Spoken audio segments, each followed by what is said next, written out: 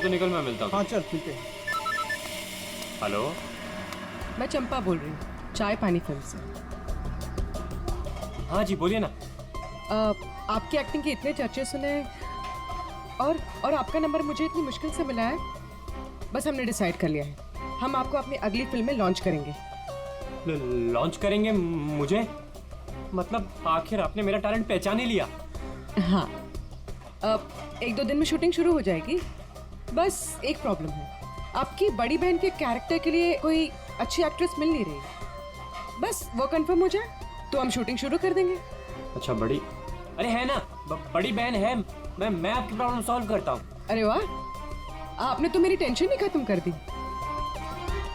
आप अपनी गली के बाहर आ जाइए, मैं गली नंबर 7 पे खड़ी हूँ। अरे तेरी, अरे मौसी बाहर निकलो। क्या है? अरे बाहर निकलो। क्या हुआ? अरे अपनी किस्मत खुल गई, रोल मिला है अपने को। रोल? हाँ। कौन दे रहा है? कहाँ? अरे बाहर खड़े हैं ना गली के, तुम चलो मेरे साथ, चलो चल, चल, चल। चलो चलो।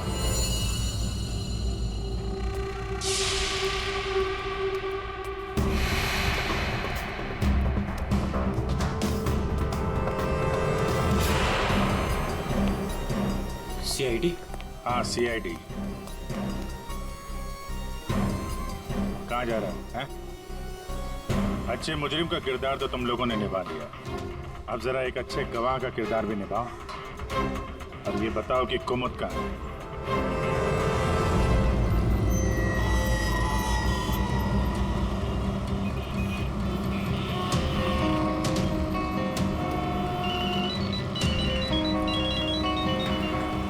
अरे तुम यहाँ हो, मैंने ध्यान ही नहीं दिया। तुमने क्यों कॉल किया मुझे? सब जानते हो फिर भी। अब मैं क्या करता? CID बुलाएगी तो क्या? आना ही पड़ेगा। CID? तुमने मुझे CID के कहने पे यहाँ बुलाया? मैडम आप बहुत स्मार्ट हैं, लेकिन हम आपसे ज्यादा स्मार्ट हैं। सर आप मेरी बात सुनिए। मैं बात सुनेंगे आपकी, लेकिन बेरो चल के सुनो। चलिए। कहाँ भाग रही मैडम? पैदल ही जाएगी क्या CID ब्यूरो तक? गाड़ी लाए हम तुम्हारे। चल।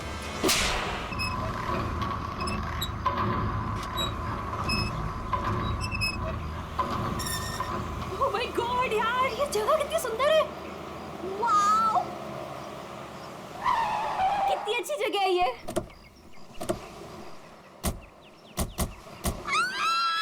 यहाँ मैं और आयशा रहेंगे। वाओ, थैंक्स करण। इतना तो मैं कर सकता हूँ ना तुम लोग के लिए। अब तुम्हें और आयशा को उस सड़े हॉस्टल में रहने की कोई जरूरत नहीं। बिल्कुल सही कहा करण। वैसे करण, मधु, मुझे लगता है ना कि जिस दिन तुम्हारी और मधु की शादी हो जाएगी ना, उस दिन तुम तो मधु को पूरा के पूरा मोहल्ला ही गिफ्ट में दे देने वाले हो।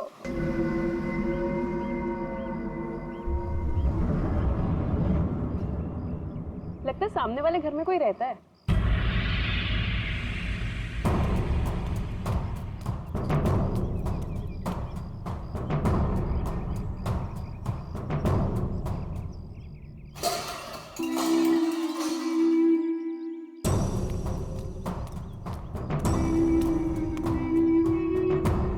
हाय, आई एम मधु।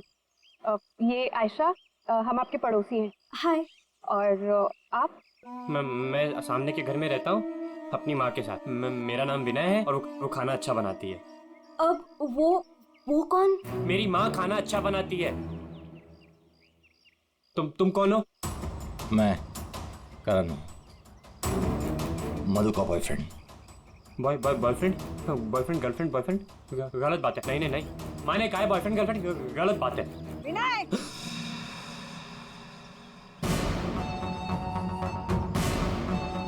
घर में चलो।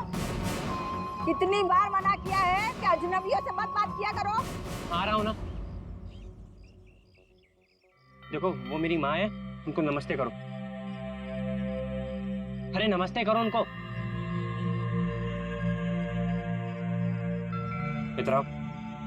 इधर आओ। अंदर चलो।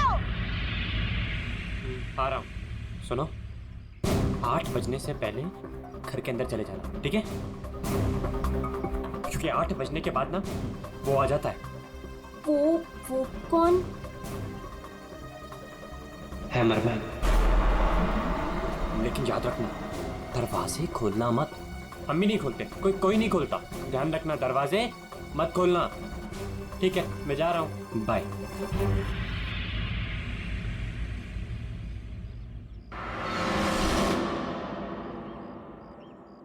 दिमाग खराब है इसका यार। इसकी माँ से बांध कर क्यों नहीं रखती है? क्योंकि उसकी माँ भी तो उसकी तरह अजीब ही है एक्चुअली। चलो सामान रखते हैं। यू आर ऑलराइट ना? या I am fine.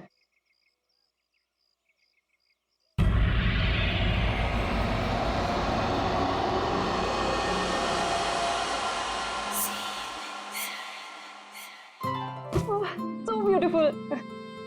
Thanks Karan. You really love me. अच्छा गाइस सुनो ना, हम ना यहाँ पर एक कल एक गेट टुगेदर पार्टी करते हैं। व्हाट से? हाँ, कुछ भी करो यार, ये घर तुम्हारा ही है। और ये रही घर की चाबियां। एक सेकंड, एक चाबी मैं रख लेता हूँ, क्या पता कब जरूरत पड़ जाए। आयशा, एक चाबी तुम भी रख लो। ये लो। थैंक्स। ओह नो, क्या हुआ? 6:40 हो गए। मुझे सर्विस सेंटर जाना था अपनी कार लेने, और उसके बाद फिर माँ को भी मिलने जाना है। कर एक मिनट रुको। मुझे रास्ते में अपनी कजिन क्या ड्रॉप कर दोगे? वो प्रोजेक्ट कंप्लीट करना है मुझे। अरे तुम मेरे साथ चलोगी तो मधु का ख्याल कौन रखेगा? करण, मैं अपने घर में हूँ, जंगल में नहीं हूँ। तुम आयशा को लेकर जाओ, don't worry, I will be fine. Are you sure? Yes. Thanks Madhu. लेकिन मधु, अंदर से दरवाजा बहुत अच्छे से बंद कर लेना। ओके। ठीक है, चलो बाय।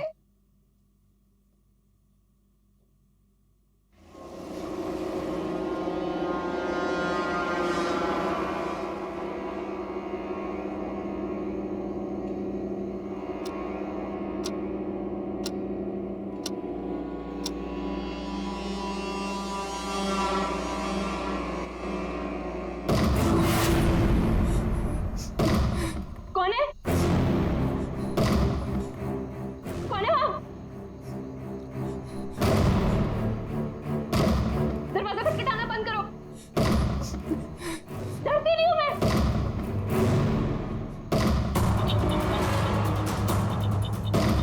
क्या करूँ? करण को फोन कर।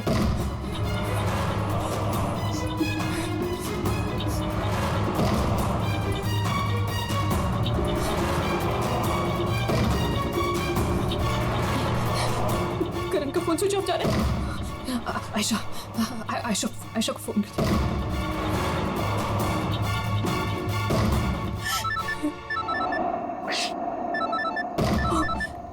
अब क्या करूं?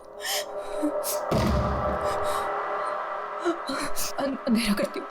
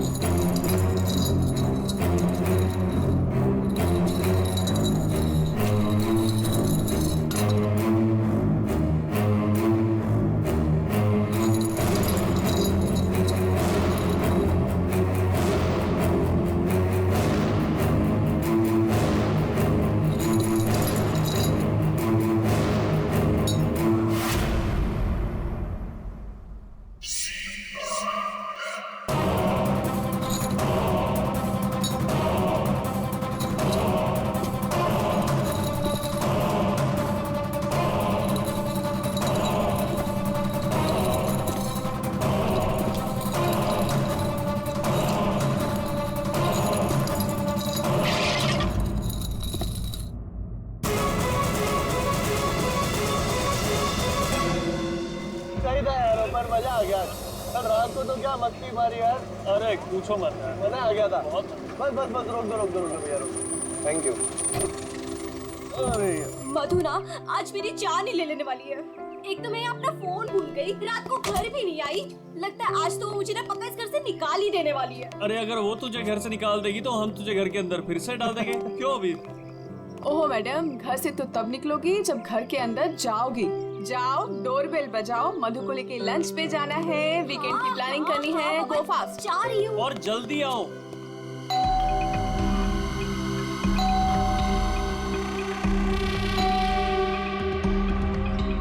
लगता है ना मैडम अभी तक सो रही है, दरवाजा ही नहीं खोल रही है। आयशा, तेरे पास इस घर की एक्स्ट्रा चाबी है ना? हाँ है। तो उस चाबी का क्या अचार डालेगी? जब चाबी है तो गेट खोलना, डोरबेल क्यों बजा रही है? ओ हाँ, मैं भी ना खोल। पागल हूँ।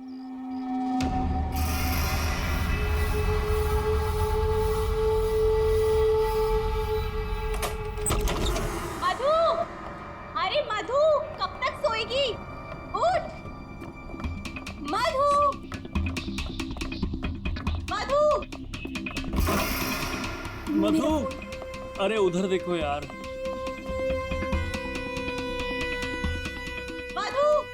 मधु बाथरूम में भी नहीं है। अरे वो तो बाहर भी नहीं है यार। यार ये मधु कहाँ चली गई है? मुझे बहुत टेंशन हो रही है, वो ठीक तो होगी ना? मधु, मधु, मधु, मधु,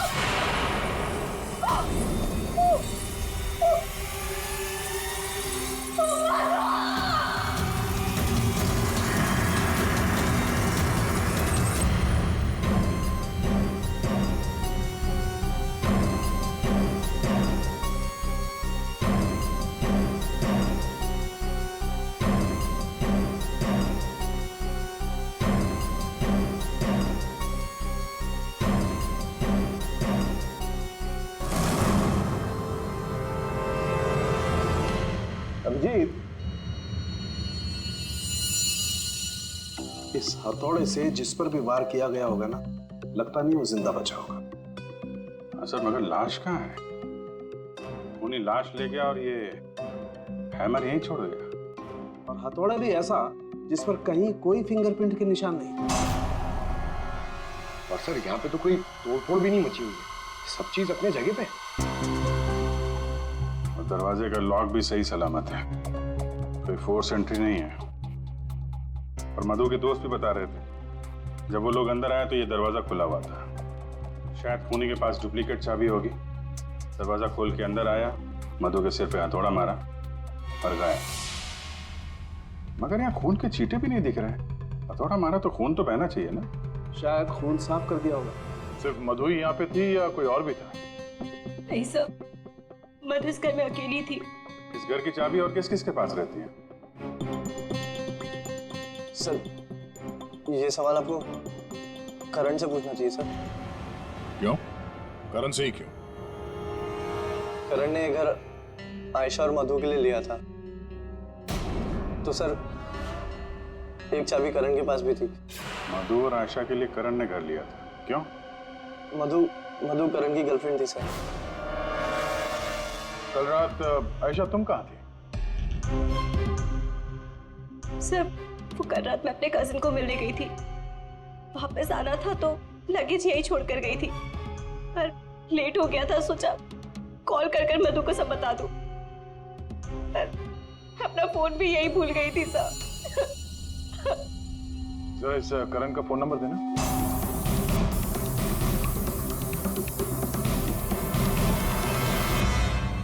सर ऑफ। वो मेरे पास उसकी मम्मी का नंबर है। कल करण जब मुझे कजिन के यहाँ छोड़ने गया था तो कह रहा था कि वो घर जा रहा है मम्मी के पास।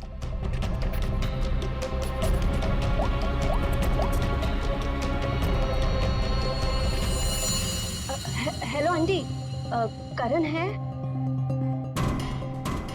कल रात को आया था क्या वो?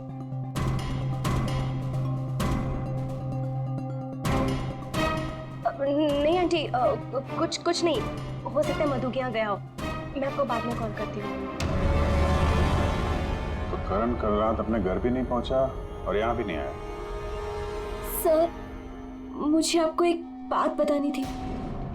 वो हमारे नेबर्स जो है ना, उन्होंने कहा था कि यहाँ पर एक हैमर मैन आता है रात को।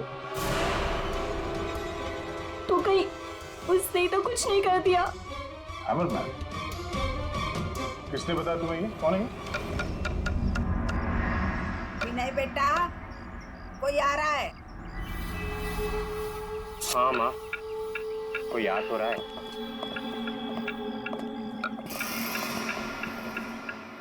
सब्जी काट रही है या लकड़ी काट रही है?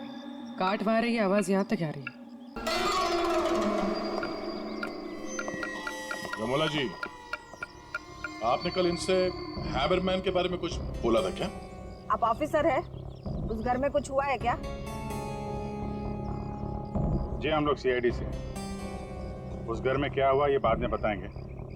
पहले आप लोग ये बताइए हैमरमैन कौन है? क्या बता रखा है इन लोगों को आपने? नहीं नहीं, है वो सच में। रोज शाम को आता है और हैमर से दरवाजे और खिड़कियों पे ठोकता है। आप देखिए ना, वो उधर उधर निशान बने। कल भी आया था रात को 8:30 बजे। सामने के घर में ठोक रहा था। इसीलिए मैंने पूछा कि उस घर में कुछ हुआ है क्या? आपने हैमरमैन को देखा? देखा है। आपने हैमरमैन का चेहरा देखा? हाँ देखा है। कैसे दिखता है वो मास्क पहनता है। अच्छा, कल रात भी कुछ हुआ था? कुछ देखा है, सुना है आप लोगों ने? हाँ हाँ देखा था।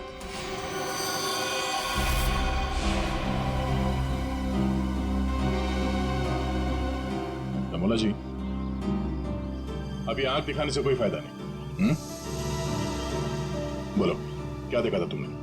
कल रात 8:30 बजे मैंने खिड़की से देखा कि बस फिर मैंने नहीं देखा। माँ ने खिड़की बंद कर दी।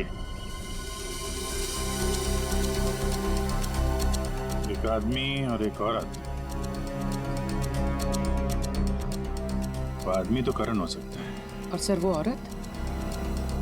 करण की कोई साथी? दोनों अंदर गए, मधु का खून किया और लाश लेके पीछे के रास्ते से निकल गए। एक बार पीछे की तरफ देख लेते हैं। आप लोग यहीं पे रुकिए। पूर्वी, इनसे हैमरमैन का स्केच बनवाओ। पीछे के दरवाजे से वही घुसेगा जिसे अपने पड़ोसियों की नजरों से बचना होगा। तो नहीं होगा जो मधु को लेकर निकल गए।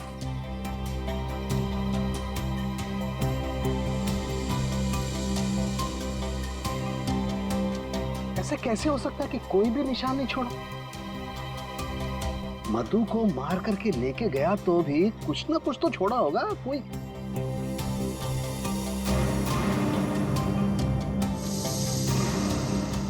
एक मिनट, ठीक है।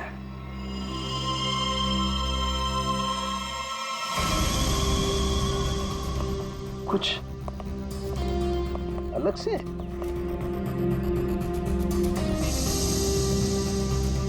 नी मिट्टी यहाँ पे?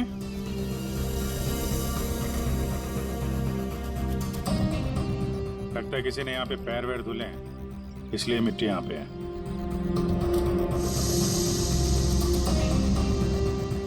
अभिजीत, ये मिट्टी में जो है ये बहुत खास है। ये देखो, इस मिट्टी में एल्गी है। शैवाल? शैवाल एक तरीके की काई होती है और ये इकाई यहाँ की मिट्टी में नहीं हो सकती।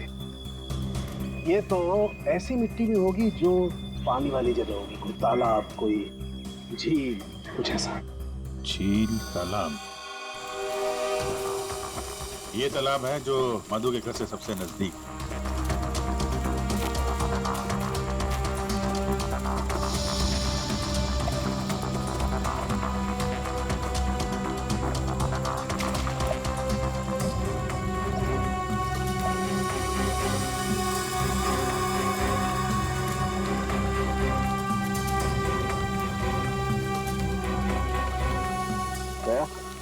अभिजीत, ये देखो, यही कीचड़ वाली मिट्टी उस मधु के घर में, इसमें भी वही एल्गी है, वही काई। अब तो ये मिट्टी अपने आप तो नहीं आई होगी ना, कोई ले गया होगा यहाँ से। अरे यार पंकज, जो आदमी इस तालाब से मधु के घर गया होगा उसके जूते के साथ चली गई मिट्टी। अब गया तो वही होगा जिसके पास मधु के घर की चाबी थी।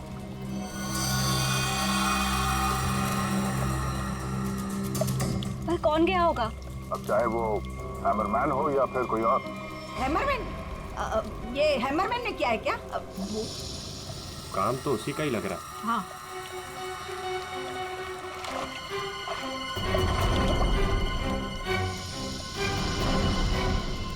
हाँ, वहाँ नीचे कुछ दिख रहा है।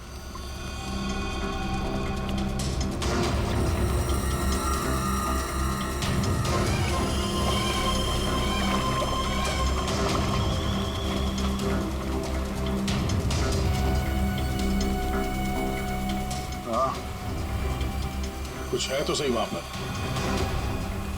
ड्राइवर्स को बुलाते हैं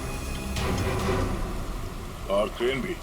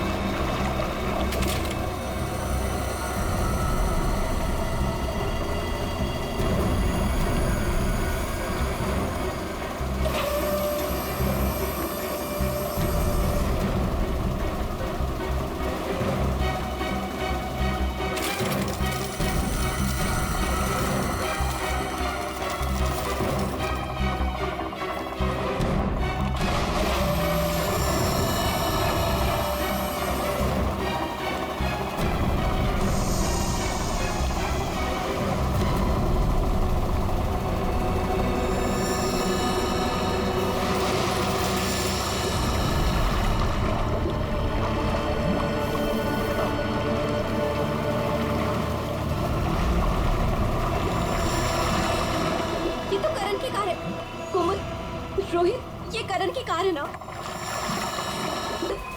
रोहित, ये करण की कार है ना? पर करण अपनी कार इस तालाब में क्यों फेंकेगा? हो सकता है हैमरमैन लेकर आया हो। करण की कार का नंबर और इस कार का नंबर दोनों सेम है।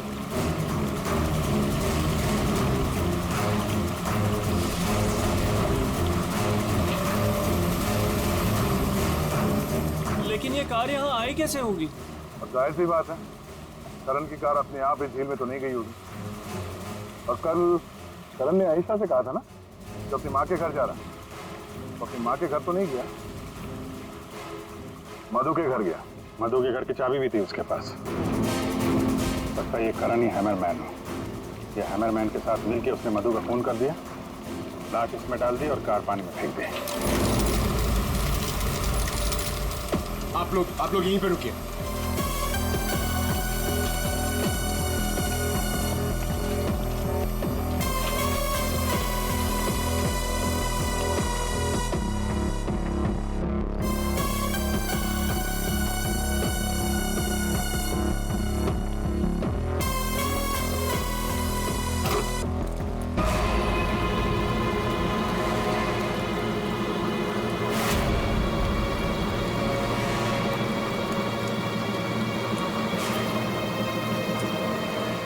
ये तो करण है।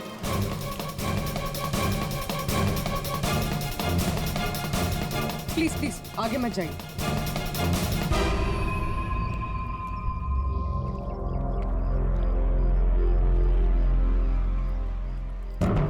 खोपड़ी बुरी तरह से टूट गई है।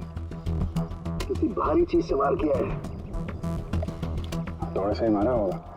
हैमरमैन ने मारा है। सर मतलब हैमरमैन ने करण को मारकर लाश गाड़ी में डाल दी और गाड़ी तालाब में फेंक दी। फेंका नहीं पूर्वी, इधर ढलान पे धक्का दिया और गाड़ी सीधा झील में। सर मगर अगर गाड़ी को धक्का मार के वहां तालाब में डाला है तो फिर ये नॉर्मल पतला दुबला आदमी नहीं होगा सर। ये हैमरमैन बहुत तगड़ा होगा सर, हट्टा कट्टा। या फिर दो लोग होंगे। अब ये करण तो मिल गया, मधु को ढूंढना है।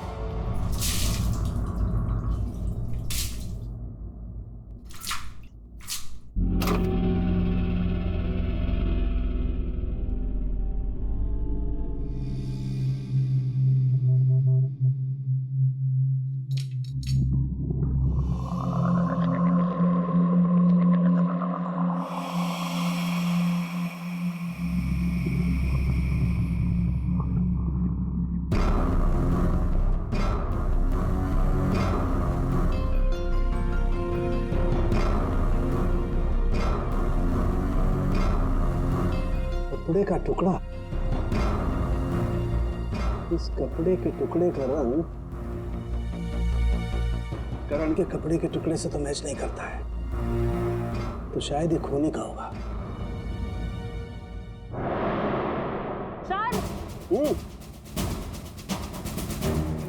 क्या होता रहेगा?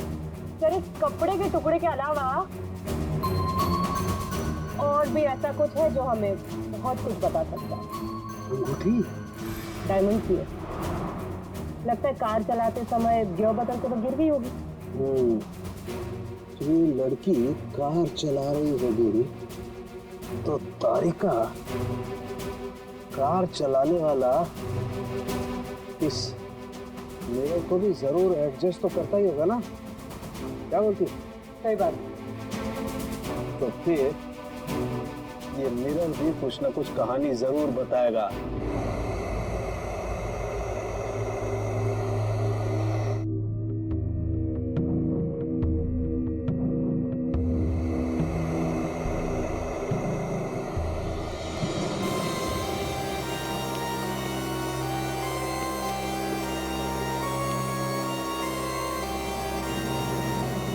शीशे के बाल सुखा रहे हैं क्या?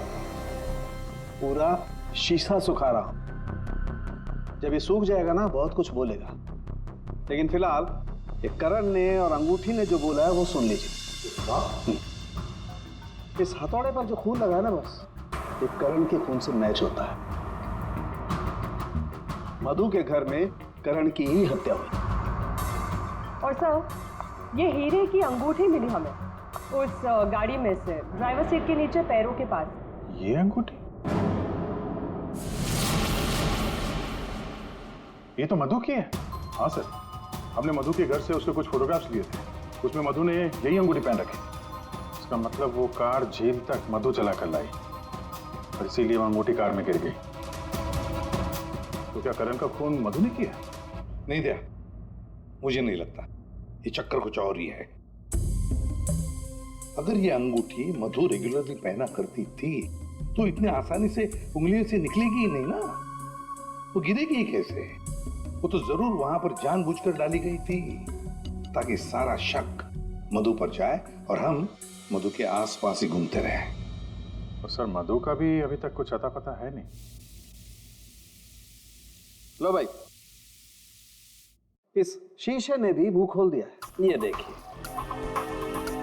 इस पर बहुत सारी उंगलियों के निशान हैं। मधु यहाँ पर है नहीं, वरना उसकी उंगलियों से मैच करके दे। कोई बात नहीं सर, जब मधु मिल जाएगी तो मैच कर लेंगे। काम करते हैं, 7 बजे से लेकर 9 बजे तक ये करण कहाँ था इसके डिटेल्स निकालते हैं। अपने आप सब कुछ पता चल जाएगा। तो करण का सेलफोन डेटा जो हमें मिला उससे ये पता चलता है कि करण और आयशा 6:44 पर मधु के घर से निकले थे और उसके बाद 7:15 पर करण ने आयशा को ए ब्लॉक पालिन चौक ब्लू पार्क पे ड्रॉप किया था और वहां से करण को जाना था अपनी माँ के घर बराली, लेकिन वहां ना जाकर ये वापस मुड़ता है और मधु के घर की तरफ आता है और उसी रास्ते में 5 किलोमीटर तक जाने के बाद सर करीब 7:30 बजे जेसी मार्केट फुलवाड़ी में वो रुकता है और यहाँ पे एक और नंबर आके उससे मिलता है सर और ये नंबर करण के साथ करीबन 10 मिनट तक रहता है और उसके बाद वो नंबर गायब हो जाता है और वहां से करण मधु के घर पहुंचता है 8 बजे और 8:40 पर उसका फोन बंद हो जाता है। दूसरा नंबर किसका है जो करण से जेसी मार्केट में मिला था? सर, रोहित का। रोहित, तुम करण का खून होने से पहले उससे मिले थे पूरे 10 मिनट के लिए। क्यों? सर, मैं अपने दोस्त की मौत से बहुत ज्यादा डरा हुआ था सर, और मुझे समझ में ही नहीं आ रहा था कि मैं कैसे रिएक्ट करूं, क्या बोलूं। वो तो अचानक से उस दिन मैं उसे जेसी मार्केट में मिला, मैंने सडनली उसे वहां देखा। अरे करण! हे रोहित, कैसा है यार? कैसा है मेरा भाई? अरे तू यहाँ इस खिलौने की दुकान में क्या कर रहा है यार? तुझे यहाँ क्या जरूरत पड़ गई आने की? अरे बस ऐसे यार, किसी के लिए सरप्राइज ले रहा था और उसे सरप्राइज ही रहने दे। अच्छा, सरप्राइज? चल यार, मुझे थोड़ी जल्दी है। कल मधु के घर तू आ रहा है ना पार्टी में? हाँ, कल आ रहा हूँ ना। लेकिन तू जा कहाँ रहा है? बस यार थोड़ा जल्दी में हूँ। अरे मैं तुझे छोड़ देता हूँ, चल। मेरी कार पार्क है यहाँ। तू कल मिल मुझे। अच्छा चल, सी यू, बाय। और मेरे लिए तो ये सरप्राइज की बात थी सर, क्योंकि मैं उससे 2 महीने बाद मिल रहा था। ठीक है, तुम जा सकते हो, लेकिन जब तक इस केस की तहकीकात पूरी नहीं होती तुम ये शहर छोड़कर कहीं नहीं जाओगे। जाओ।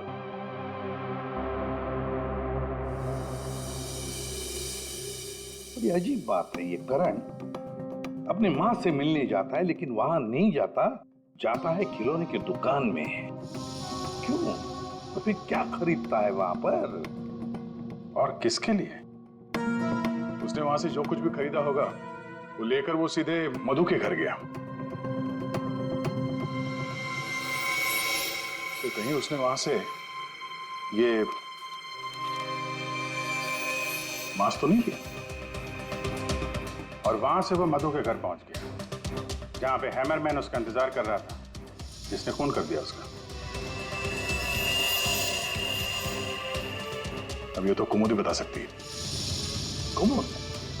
सर, आखिरी बार करण की बातचीत फोन पर कुमुद से हुई थी, और विनय ने भी बताया था सर कि उस रात हैमरमैन के आने से पहले घर के बाहर उसने गाड़ी के हेडलाइट पे 2 लोगों को देखा था सर, एक लड़का और एक लड़की। और उस लड़की के हाथ में कुछ ऐसा था जो चमक रहा था। सर, कुमुद के हाथ में भी एक ब्रेसलेट है, वही चमक रहा होगा। ये कुमुद और करण होंगे घर के बाहर। और कितना इंतजार करना पड़ेगा? आखिर कोई बताता क्यों नहीं कि हुआ क्या है? जरूर बताएंगे आयशा जी, जरूर बताएंगे। लेकिन इससे पहले कि हम बताएं, तुम हमें बताओ कि हुआ क्या था। मैं? मतलब ये कि आप और मधु एक नए घर में शिफ्ट होती है, जहां पहले से ही कुछ गड़बड़ चल रही होती है। ऐसे में आप मधु को उस घर में छोड़कर अपने किसी कजिन के घर चली जाती हैं, और तो और अपना मोबाइल फोन भी वहां रख के जाती है, ताकि मधु तुमसे तो मदद न मांगे। अजीब है ना? सर, मधु मेरी बहन जैसी थी। उसके साथ कुछ गलत करने के बारे में मैं सोच भी नहीं सकती हूँ। अच्छा, बहन जैसी थी? बहन तो नहीं थी ना? हाँ? अभी इस पूरे इन्वेस्टिगेशन में किसी ने तुम पर एक बार भी शक नहीं किया, क्यों? जो भी पूछा उसके बारे में तुम्हें कुछ पता ही नहीं। और जब मधु का खून हुआ उससे ठीक पहले तुम्हारा मोबाइल फोन स्विच ऑफ। कोई तुम पर शक क्यों करेगा? सर, आप मुझ पर गलत इल्जाम लगा रहे हैं सर। मैं तो आयशा और मधु से सिर्फ 4 दिन पहले मिला था। मैं ऐसा क्यों करूंगा सर? और सर, मेरा फोन पानी में गिर गया था, इसके लिए वो स्विच ऑफ है। हाँ, पानी में गिर गया था, उसी झील के पानी में जहां से करण की डेड बॉडी मिली थी। सर, ये सारा प्लान तो विनय और अमोला ने सेट किया था। पैसों की लालच में ये दोनों इतना गिर गए कि इन्होंने अपने हाथ खून से रंग दिए, मधु को दीवार में चुनवा दिया। और सर, अभी भी यही आलाप राग रहे हैं कि हमने कुछ नहीं किया। सच में हमने कुछ नहीं किया है। ये लो, फिर वही राग। फंस गए थे हम। आपको हाँ कहते तो भी फंसते, और ना कहते तो भी फंसते। एक्टिंग करने हमें नहीं मालूम था इतना कुछ हो जाएगा। तो आप लोगों के हिसाब से मधु और करण का खून हम लोगों ने किया है? उन दोनों का खून तुम लोगों ने नहीं किया है, उन दोनों का खून किया है हैमरमैन ने। और वो हैमर हमारे पास है।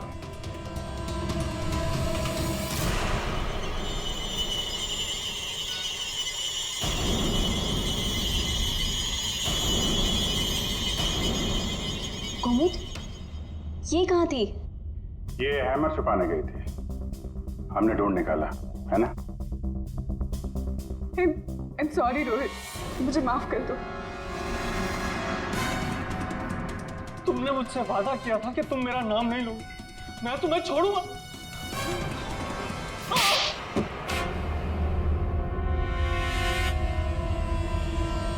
हाँ, मैं हूँ वो हैमरमैन। क्यों मारा तुमने उन दोनों को? वो दोनों तो तुम्हारे दोस्त थे ना? कोई दोस्त नहीं, कोई प्यार नहीं, वो दोनों धोखेबाज थे। मधु 5 साल से मेरी गर्लफ्रेंड थी, और 5 मिनट में उसने मुझे लात मार दी उस करण के लिए।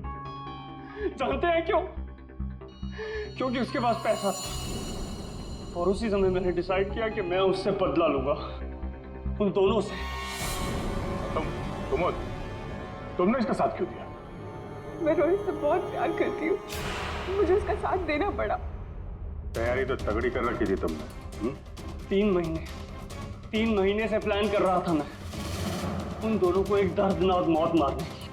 बस इंतजार कर रहा था। 3 महीने का इंतजार? किस चीज के लिए? सही वक्त का इंतजार। और वो सही वक्त तब आया जब मुझे करण ने मधु के लिए घर ढूंढने के लिए कहा, और उसे मैंने ये वाला घर दिला दिया, और उसके बगल वाला घर मैंने कुमुद के नाम से रेंट पर ले लिया, और वहां इन दोनों घोचुओं को रखा, इन बेवकूफों को। और हैमरमैन बनने का प्लान बनाया।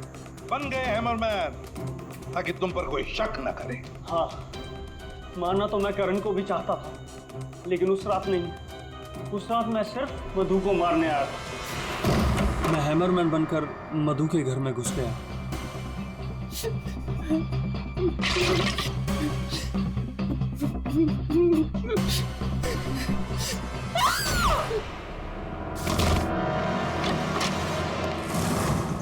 और मुझे इस बात का बिल्कुल भी अंदाजा नहीं था कि करण भी वहां पर आ जाएगा। वो मधु के साथ मजाक करने आया था, नकली हैमरमैन बनकर। उसने मास्क